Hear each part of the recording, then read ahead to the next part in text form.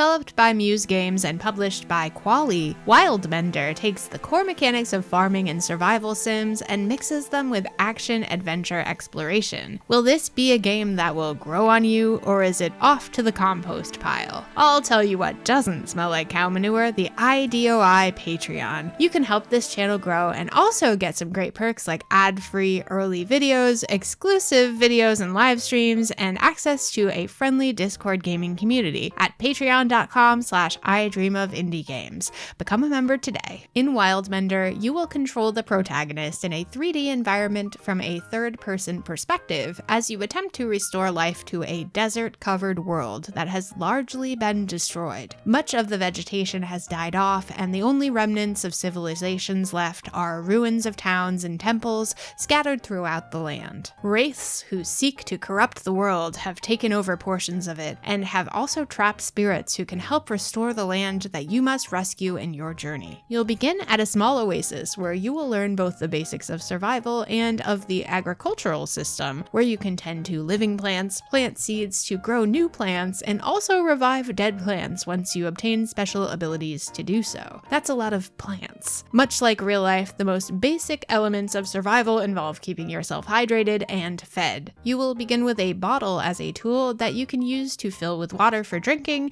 as well as for watering your plants. Foods with juices in them can both hydrate you and reduce your hunger at the same time. Some foods that are very dry will reduce your hunger while also reducing your hydration, so they are best consumed near a water source so you can hydrate yourself after eating them, kind of like eating American Chinese food. Creating items is also a main function in the game, both in crafting tools and building structures that you can set up in camps. A workbench will allow you to create tools and healing items both for yourself and for your plants. Storage bins will allow you to store items and are very important because the space in your backpack is quite limited. Pitching a tent will allow you to rest and pass time. You can also create a bin to turn the remains of plants into fertilizer, and even build an ancestral altar where you can pray and be guided towards spirits who can share memories with you that can be used to upgrade your skills. Spirit memories can be obtained either through speaking with spirits that you find wandering around or through completing side quests.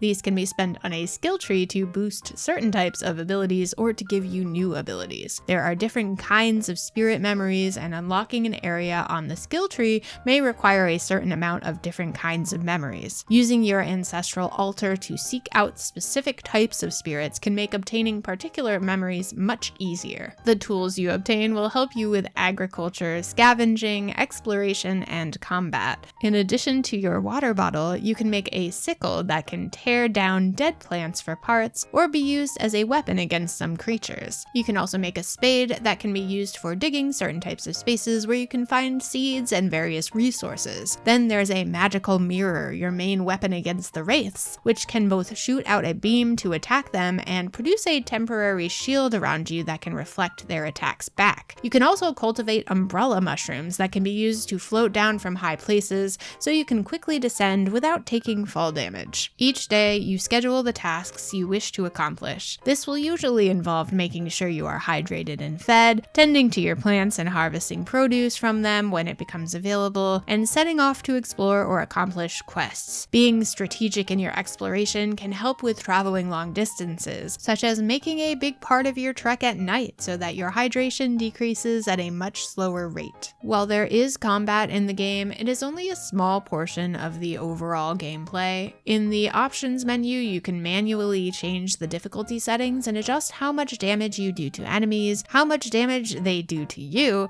and adjust the rate at which you become dehydrated or hungry. The game is pretty customizable in that aspect. While the look and sound of Wildmender won't make it stand out from other games, both the graphics and the audio are competent. It has an orchestral score that is fitting, though also doesn't provide much sonic variation.